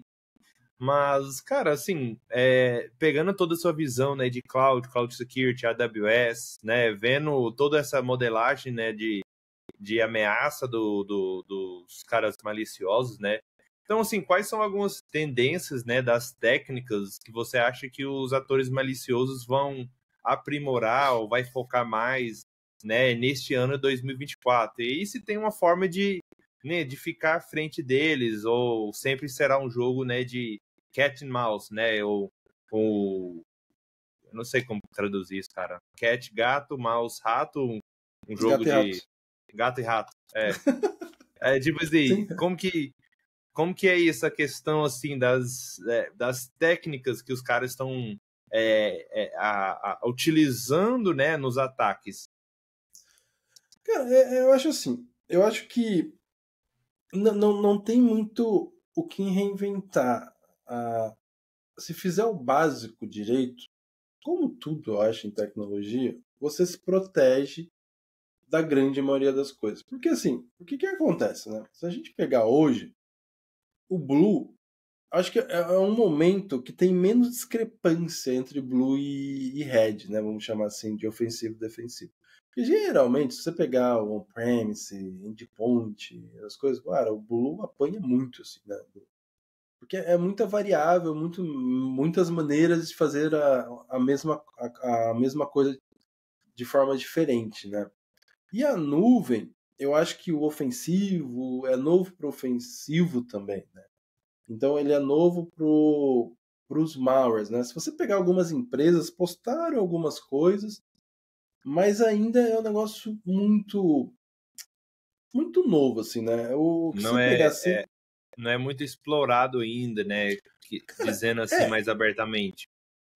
se você pegar, tinha aquele Team TNT lá, ele foi um dos primeiros, se não foi o primeiro, que alguém conseguiu o script dele de coleta, né? E ele procurava lá, né, dentro do ponto AWS Credentials, ele tentava pegar variável de ambiente para ver se tinha, para justamente pivotear para a nuvem, né? Daí, se eu não me engano, a Permisso, acho que foi a Permisso, cara, daí eu não sei se é a Datadog, Permisso, Permisso.io, ou se foi a própria Agent Security, eu não vou lembrar agora, eles também mostraram algumas coisinhas, mas assim, é muito pouco ainda, sabe? Assim, é muito pouco, assim. Então, uma coisa que eu sempre falo e a gente tenta fazer se você tem um usuário que tem que assumir uma role que tem permissionamento alto, coloca pelo menos a action de assumir role tem que vir do IP de um Bastion, de uma VPN. Porque, cara, a hora que vazar a chave, né? O cara, ele tem esse extra, né? Então, assim, MFA, fazer enforce de MFA, que por default também, quando a chave não tem enforce de MFA, né? O cara vai lá, configurei MFA para o meu usuário. Ah, legal, né? O default só funciona para o web console, né? Tipo, se o cara usa a chave, não tem MFA, né? Que eu acho um absurdo isso, sendo bem sincero. Porque, cara, se eu habilitei MFA para o meu usuário, a chave é do meu usuário, ele tem que ter MFA também, caramba. Mas assim, se você quiser habilitar o MFA, você tem que ir lá, criar uma política. Então assim, você vai... Eu acho que assim, um dos grandes pontos do Blue é justamente dificultar a vida do atacante. Né? Então, a grande missão é essa, né? Porque, cara, você fala assim, cara, o cara não vai entrar aqui dentro, é um negócio muito forte. Tipo, a gente tem que, cara, assume que está invadido, né? E sempre tenta fazer as coisas como se tivesse invadido, né? Então, assim, eu acho que o dificultar é justamente para fazer o cara desistir e ir para a próxima, sabe? Tipo, você coloca lá, o cara tem que ter isso, ou você coloca, tipo, em vez de usar a chave e usuário de IAM, usa o Identity Center, né? SSO. SSO, daí a chave ela fica temporária, já diminui a janela de exposição, se vaza o cara tem uma janela mais curta, você começa a colocar restrições, então assim, você começa... Monitoramento acima disso, né? De quanto Exato, você começa a algo colocar mudar, né? empecilhos que dificultam a vida do cara e te dá uma certa proteção, né? Mas assim, eu acho que assim, o que pode acontecer é surgir novas pesquisas, surgir algumas coisas, você pegar o Nick Frichet da Datadog, ele sempre está fazendo algumas coisas, só que ele tem uma política, provavelmente, da parceria, possivelmente a Datadog tem, né? Tipo, ele não é um cara que sai e Expõe tudo, né? Todas as expõe o pesquisas. negócio, né? Full disclosure, né? Tipo, ele vai, se tem uma falha, ele comunica, daí tipo, os caras arrumam, tudo mais, depois então, Aí depois ele posta, né? Como que depois ele arrumou e tudo posta o mais. resultado da pesquisa e tudo mais, mas então assim, teve uma época aí que tava tendo bastante coisa de cross-tenanting, né? Que daí eu acho que é o maior medo da nuvem é isso, né? Tipo, a minha conta A consegue acessar pular a barreira e acessar a conta B ali, né? Tipo, a AWS eu não sei se teve muitos casos, mas a Azure apanhou bastante disso e tudo mais. Mas assim, eu não acho que tem uma tendência nova, assim. Eu acho que é mais do mesmo, sabe? Assim, é que nem os malware do Brasil, assim, sabe? Pô, os caras fazem um malware em Delphi e, porra, são 100 megas. Eu falo assim, porra, tá funcionando, cara, por que o cara vai mudar? Entendeu? Todo mundo tem internet rápida, o antivírus não tá detectando, vida que segue, cara. Tipo, tá dando dinheiro, entendeu? Então, assim, Sim. eu acho que assim, o problema ele vem antes, né? Porque o que acontece? Muita chave com permissionamento excessivo. Então, assim, cara, arroz com feijão, né? Tenta limitar o que você consegue, diminuir permissão, corrigir os misconfigurations, conseguir, entendeu? Então, assim, se fizer esse arroz com feijão, né? Que não é tão fácil, né? É um arroz com feijão mais glamour, assim, vamos dizer, mais É. refinado. Mas, assim, isso já te dá uma certa segurança, né? Para que alguma coisa. Só que daí tem que cuidar, porque as coisas são tudo interligadas, né? Pô, você tem uma aplicação rodando numa instância que tem chave atachada, daí o cara descobre, consegue subir uma web shell lá, descobre um LFI, sei lá. E tipo, daí já sobe um web shell, daí ele já consegue acessar a role, daí já consegue. Daí tipo assim, cara, as coisas são muito interconectadas também, né? Dá pra Então, ficar um show de horror muito rápido. cara, é um desafio legal, é um desafio legal, né? Eu acho que. Mas a nuvem, eu acho que a nuvem, ela é uma dos poucos momentos, pelo menos que eu tô em TI ali, segurança, que você consegue fazer o negócio mais, uma segurança mais robusta. Mas assim, mas você tem que entender exatamente como faz isso. Eu acho que até faz sentido, porque a gente teve um guest aqui, né? Ele falou, né? Em questão de um data center on-premise e data center na nuvem. Na nuvem, você geralmente vai ter muito mais capacidade de monitoramento. Às vezes você não ativa nem nada, né? Mas assim, comparado um data center tradicional, o cara não tá meio que nem aí para segurança, ele tá querendo fazer o negócio rodar. Aí, enquanto na nuvem, o data center, né, um serviço, um VM, já tem o security groups, já tem o monitoramento, tem o CloudTrail, né? Então tem todo os logs centralizados em um lugar só. Então realmente só complementando faz sentido, né? Assim. Que a gente tava falando do Shadow IT, né? Na teoria, não tem Shadow na nuvem. Por quê? Porque tá lá. Agora sim, você sabe perguntar para a API da AWS te responder como é que estão as coisas? Daí que entra o de conhecer nuvem. Você sabe prevenir para que isso não aconteça? Você sabe habilitar os logs dos serviços, coisas, sabe? Então, tipo assim, o conhecimento, ele te deixa chegar no ponto. Porque, por exemplo, o cara não vai criar uma nuvem com o cartão dele.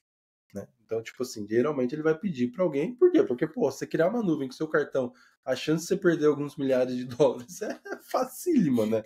Então, assim, agora no on-premise, cara, as chances de ter lá 5 servidores que você nem sabe a existência dele Com a é porta muito aberta grande, para né? o mundo inteiro, Então, né? exato, a nuvem ela te proporciona você saber disso, mas só que assim, se você pegar os CSPMs de mercado, isso é o número que até foi baseado conversando com a Xixa ali e tudo mais, do Uncommon Service, que eu sempre falo, né, que eu comecei a olhar o lado reverso das coisas, né? Se você pegar um CSPM hoje numa média, cara, pouco para mais, pouco para menos, comercial, open source que seja, ele está olhando ali para uns 100 serviços, né?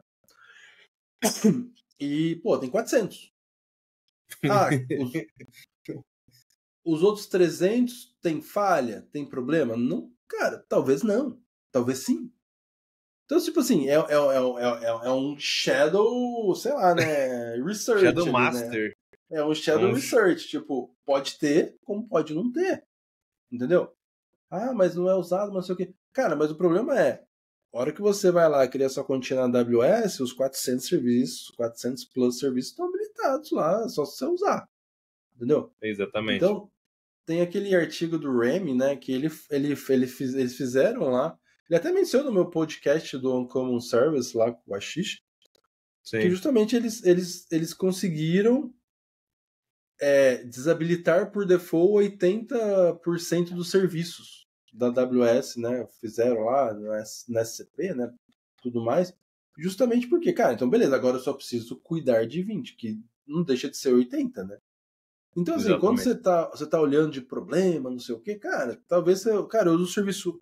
Porra, eu tenho a melhor ferramenta de CSPM do mercado, cara. Entendeu? Seja lá qual for, né? Porque eu acho que não existe essa métrica, né? Não existe um teste balizado. Mas eu gosto do Prowler pra caramba, né? Então, você querer puxar o saco do Tony, é mais assim, Tony, então aí, ó. eu gosto do Prowler pra caramba. O Tony sabe disso, né? A gente conversa bastante. Tipo, pô, eu uso o Prowler, por exemplo. E daí eu falo assim, daí eu uso os serviços ABC. Cara, de repente os serviços meus mais importantes não tem uma checagem no CSPM, entendeu? Porque você tem que parar e ver, cara, o CSPM que eu estou testando, ele tem os serviços que eu uso, né? Os serviços que eu uso, ele tem pesquisas fora, eles têm abuso. Por exemplo, eu pesquisei de AppStream ano passado. Eu falo ano passado, mas 2022. ainda não botou 24 direito ainda. Mas assim, cara, a maioria das pessoas, inclusive eu, quando eu comecei a falar, não sabia nem o que era AppStream. Entendeu? E daí, cara, na minha pesquisa lá tinha action que eu conseguia criar persistência, eu conseguia fazer elevação de privilégio, cara, eu conseguia fazer movimentação lateral via rede. Então, assim, cara, e os outros serviços, né? Você pega lá. Pô, se eu ficar falando de pesquisa aqui, eu vou ficar até amanhã falando. Mas se você pegar do NOAA, da RAM lá, que é da Hermetic, né? Que agora é da Tenable, né? Até comprou a Hermetic, né? Acho que é da Tenable. Ele tem a pesquisa do Pass Roll, né? Que são actions que você consegue passar privilégios, né?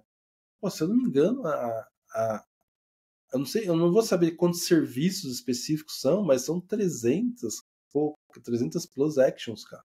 Então, assim, daí depois que eu vi essa lista dele, tipo, uma das minhas actions lá que eu trabalhava no AppStream tá lá, entendeu? Então eu falei, porra, essa lista me parece promissora, né? Então, quer dizer, cara, tem um monte de possibilidade para acontecer as coisas, sabe? É meio bizarro. Então, assim, é um mundo que ele tá sendo protegido. Logicamente, se você falar com qualquer vendedor de CSPM, ele vai falar, cara, a gente pega os serviços mais abusados, a gente pega os serviços mais conhecidos, os serviços que têm as falhas mais críticas, que são estatisticamente são o que mais acontece. Ok. Eu também acho Como que tem que pegar isso e... Como o mercado, né, ele vai proteger o que tem maior, vai trazer maior retorno, mas não traz muito a visão de pesquisa o que não está sendo visto. Talvez Porque... esses 300 serviços que eles não detectem não faz a menor diferença. Exato. Mas e talvez 99% utilizam o core deles lá, entendeu?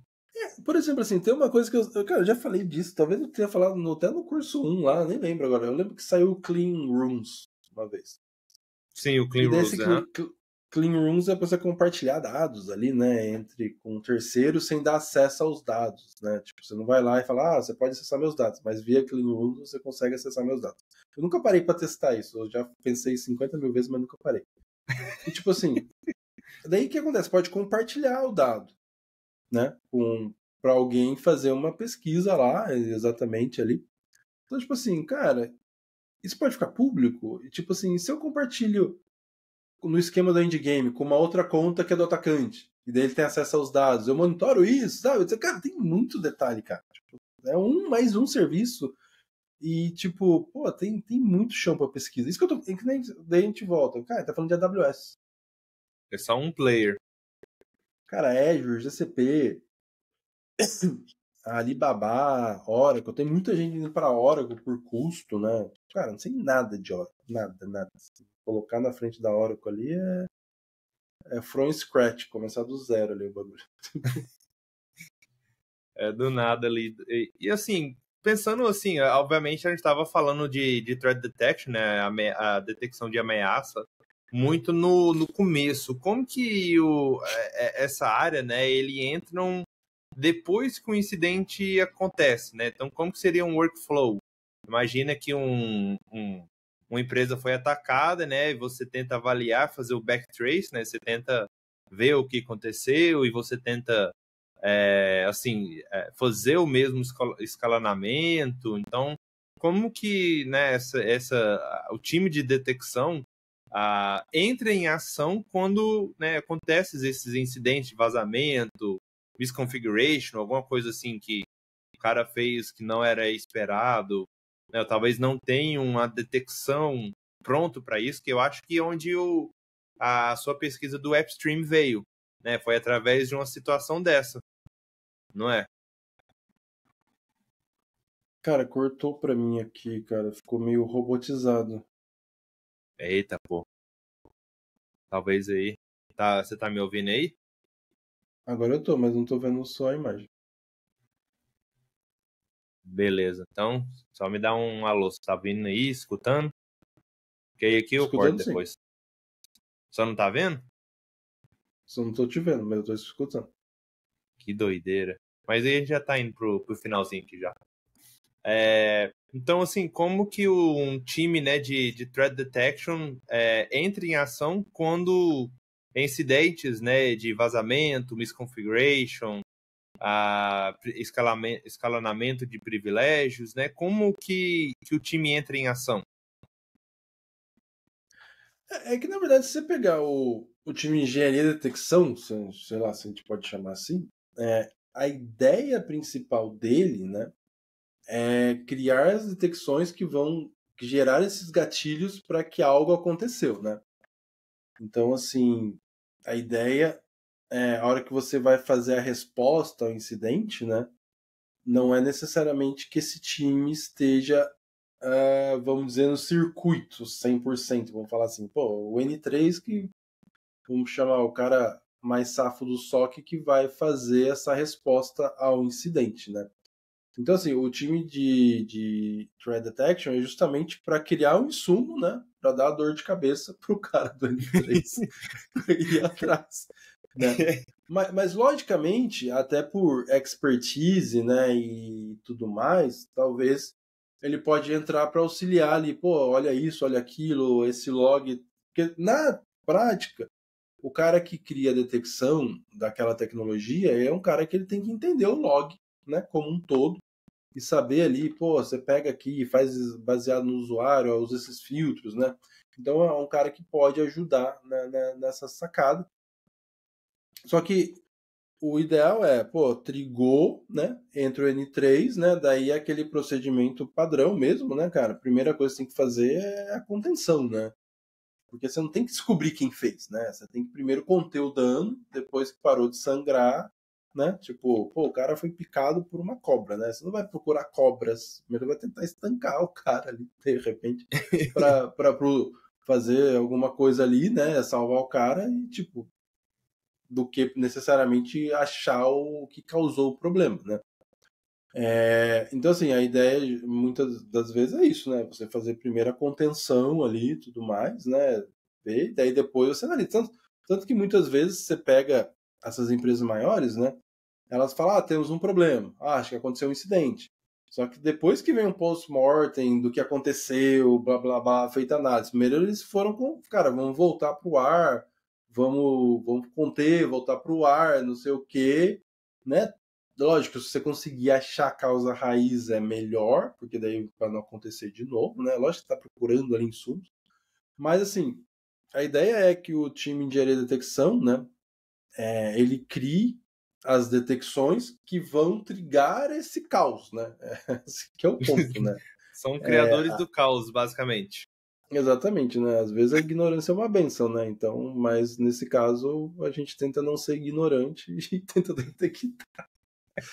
Mas assim, e é isso, assim, e a gente também a gente está começando a fazer algumas coisas para fazer algumas hipóteses de pós, assim, tipo, automatizar, não vou falar um source, assim, mas ter as hipóteses assim, isso aqui geralmente acontece isso nessa fonte de dados, né? Então, é tipo criando, vamos dizer, workflow, facilitadores, né, pro N3. Então, ó, essas 10 hipóteses foram testadas e nada deu match, mas de forma rápida, né?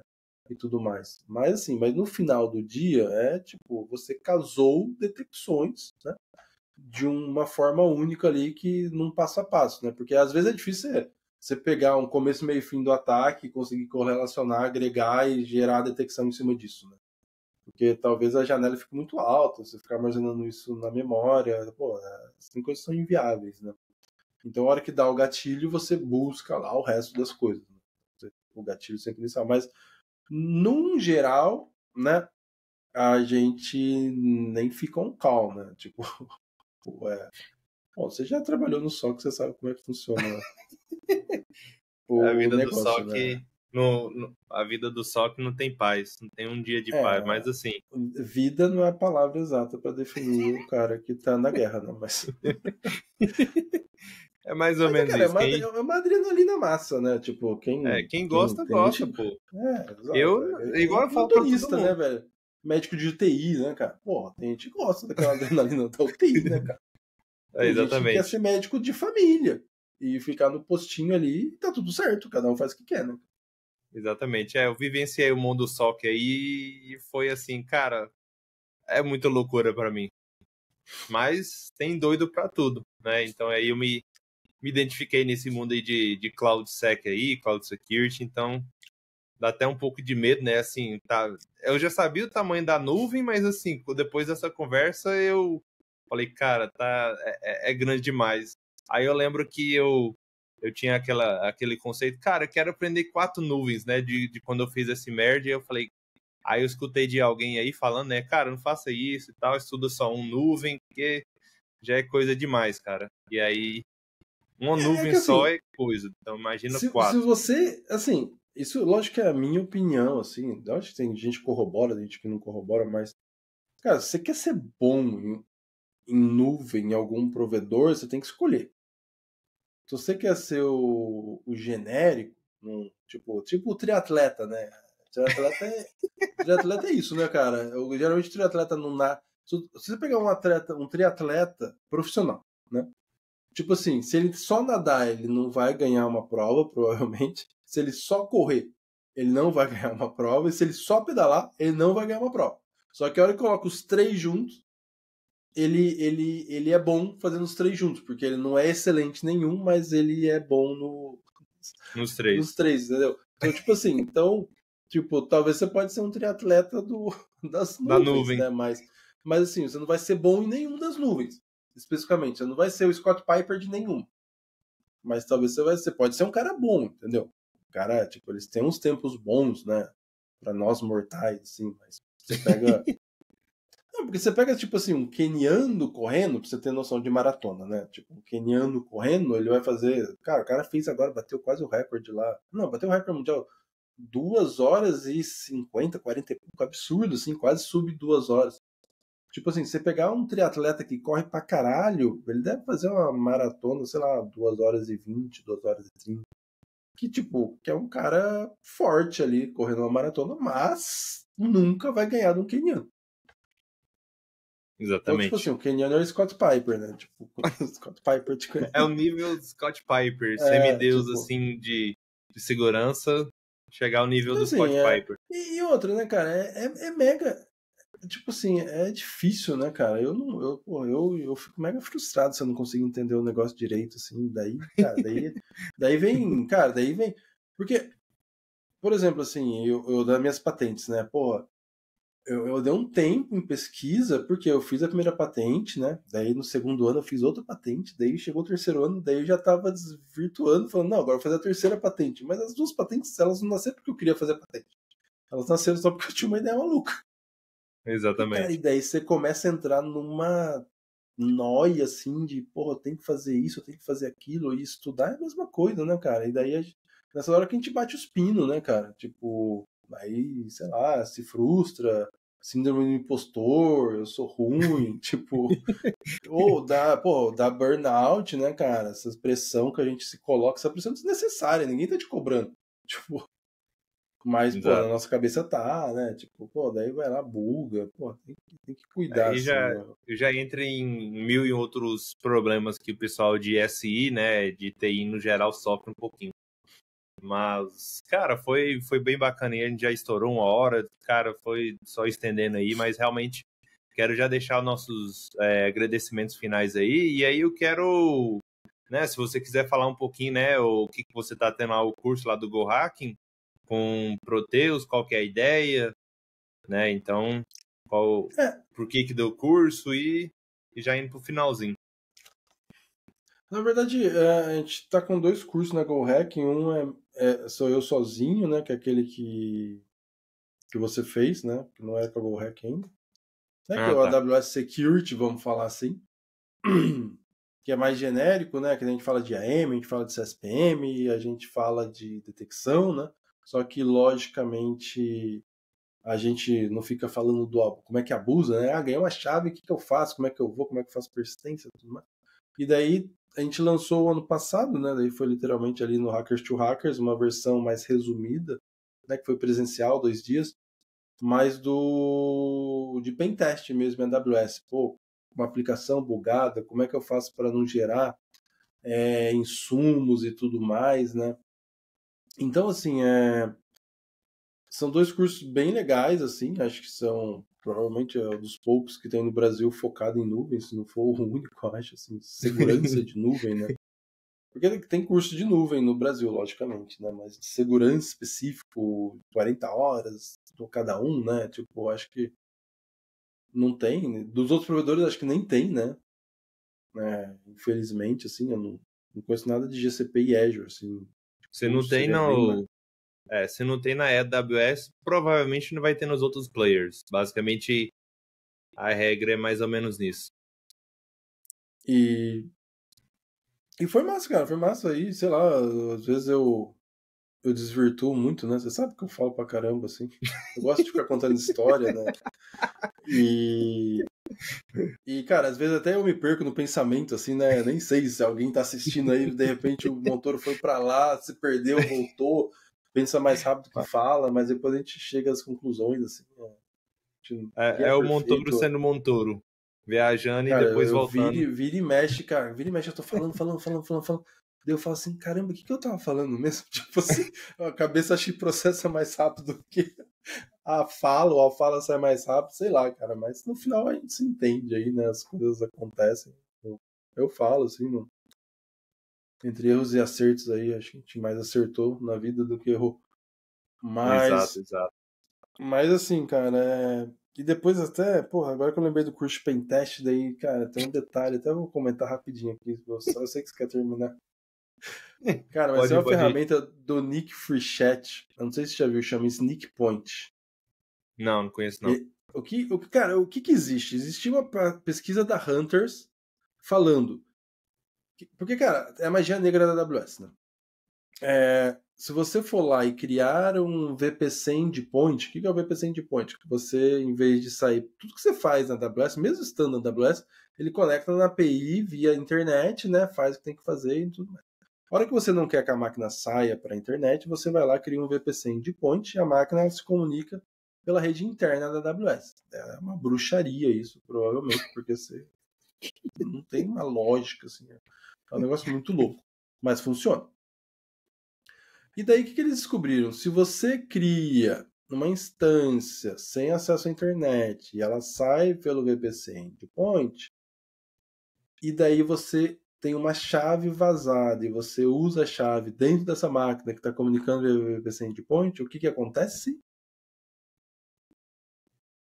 Todo log do CloudTrail vai ser a merda do IP que tiver na máquina. Então você pode colocar qualquer IP na máquina. Ué? Não, tipo... E daí o Nick Frichet, ele... E daí, isso, além de tudo, ele bypassa todas as detecções do guard duty de chave sendo usada fora. Todas. E daí ele nunca triga. E daí o Nick Frichet fez esse sneak point aí, que justamente é um Terraform que já sobe essa infraestrutura para você só loga na máquina via Session Manager do SSM, e você faz as coisas lá, e se você subir um IP válido na máquina, vai aparecer como se veio do IP. Se subir um IP 1234, vai... Porque como você consegue colocar qualquer IP no seu VPC, até onde eu lembro, não tem uma restrição, você, cara, e aparece isso, cara, é bizarro, cara. Então, assim, você fala assim, vou fazer detecções de acesso anômalos. Cara, né, o cara vai aparecer com o IP interno, daí você vai ficar mais louco ainda. Tipo assim, sabe, é foda, cara, detecção é foda. É que eu lembrei agora, cara, eu falei, pô, tem que comentar, cara, as dores aí aí. depois. Depois eu vou te passar no WhatsApp o link dessa pesquisa, assim, é bem louco, assim. Daí cara, o IP que a gente colocou no VPC é o IP que aparecia lá, velho. Você dava o ifconfig na máquina, aparecia lá, sei lá, acho que era um 72, não sei o que, todos os logs no CloudTrail apareceu o IP lá, um 72, não sei o que. Não, aí não dá bom. A parte de IP é pra ferrar, velho. Foca no user identity lá, no AR, nessas coisas. Tem mais sucesso do que o IP nesse caso. Cara, e você pode subir, você sobe isso na sua infraestrutura. Você não precisa estar na infraestrutura que você está onando, você pode subir na sua nuvem mesmo. Porque daí você está saindo por dentro da AWS, né, cara? Quando eles falam por dentro da AWS, não importa se é sua conta tá. É muito detalhe. Mas é isso, para saber mais detalhes. Se fizer o curso, é só terrorismo. É só o terrorismo, né? Que o Red Team, no geral, já é terrorismo no geral. Aí você tem o Red Team mais nuvem, aí os caras... Né, o Red Team mais nuvem ainda, a galera, tipo assim... Nem todo cara ofensivo ainda manja 100% dos paranauês se cair uma chave na mão dele, assim. Tá mudando, mas ainda, tipo... Um SQL Injection os caras comem com farinha, mas, tipo, uma chave ali da AWS, os caras já ainda não é tão natural. Exatamente. Os caras focando mais em web, no geral, porque é o ofensivo raiz, Clássico. né, entre aspas. Aí tem, o OSP, eu lembro que a gente palestrou Top 10, cara, no Fizzly, em Porto Alegre, em 2005, sei lá, tá ligado? Eu acho que é isso, cara. Eu não lembro. Era o Léo palestrava, o Brandão, que é do C6. Pô, a gente adorava ir no Fizzly, cara. Lá em Porto Alegre, lá fora Internacional Software Livre. A gente era tipo segurança, tá ligado? A gente era os caras que mexiam com Linux, infra, mas já tava ali com o pezinho na segurança. Exatamente. Mas, cara, bacana aí. E aí, caso alguém quiser encontrar contigo, né, mandar mensagem, qual que é a melhor forma aí? LinkedIn, Telegram, Instagram? Cara, o LinkedIn é o que eu mais uso, assim, né? E eu sempre falo, né? Se você me mandar uma mensagem e eu não responder em 24 horas, manda de novo. que eu respondi mentalmente e esqueci de responder. Tipo, pode mandar que eu esqueci, cara. Tipo, dificilmente eu demoro pra responder. Isso é real. Se não responder em 24 horas é porque esqueceu. Aí só pergunto novamente aí. Mas bacana aí. Então, né, não sei se vamos acompanhar depois a analítica, né, do episódio, mas não sei se alguém já tá conectado, né, até esse momento aqui, né, vendo o nosso episódio aqui.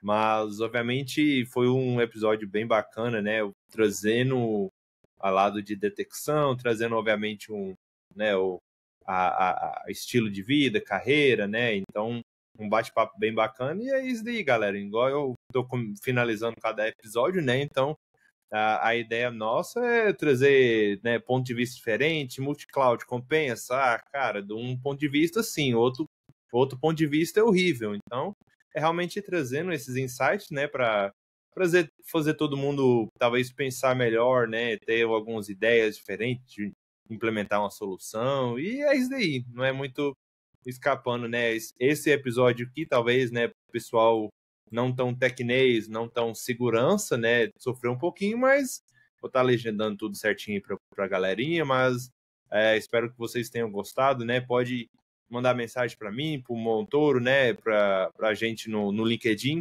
às vezes demora, né, eu sempre falo para todo mundo, às vezes demora uns 2, 3 dias, 4, 5 dias, mas assim, a gente responde, talvez só demora um pouco, mas a forma realmente de entrar em contato com a gente, e realmente agradeço aí, Montoro, aí pelo tempo, foi um bate-papo aí bem bacana, né, a gente já se conhecia no backstage, mas dessa forma aqui, né, trazendo a conversa mais informal pra galera, é isso daí. Então, obrigado aí, cara. Cara, eu que agradeço aí, obrigado pela oportunidade. Eu adoro contar história, assim, velho. Tem muita coisa que eu não lembro, assim. Cara, tem o Júlio, cara, o Júlio Forte, cara. O cara lembra o que aconteceu no IRC às 3h54 da tarde de 1996, ele sabe. Tipo assim, eu não tenho essa memória tão boa, mas eu tenho um monte de história que eu lembro. Lembra as Mas assim, eu histórias, mas gosto não de... lembro o dia. Ah, aconteceu isso não, daqui, mas quando? cara, Não sei não, lá. jamais. Eu Aconteceu. sou péssimo. Eu sou péssimo. Minha mulher fica puta que eu falo, você foi comigo? Eu falo assim, pô, cara, eu lembro que eu fui, cara. Eu vou lembrar com quem eu fui, quando. Mas assim, é memória seletiva, né, velho? Tem tanta coisa pra armazenar que às vezes a gente esquece algumas. O Mas assim, HD. obrigado, cara. Eu gosto de conversar bastante ali. Tipo, eu sempre falo, não acredito em tudo que eu falo, né? Pesquisa também, né? Não só eu, qualquer pessoa, né? Porque, tipo, ninguém tem uma verdade absoluta aí. Mas é isso, gente. Valeu, brigadão aí. Espero que agregue aí no dia a dia Show de de bola. vocês aí conhecimento. Valeu. Obrigado aí, pessoal. Falou e até o próximo episódio.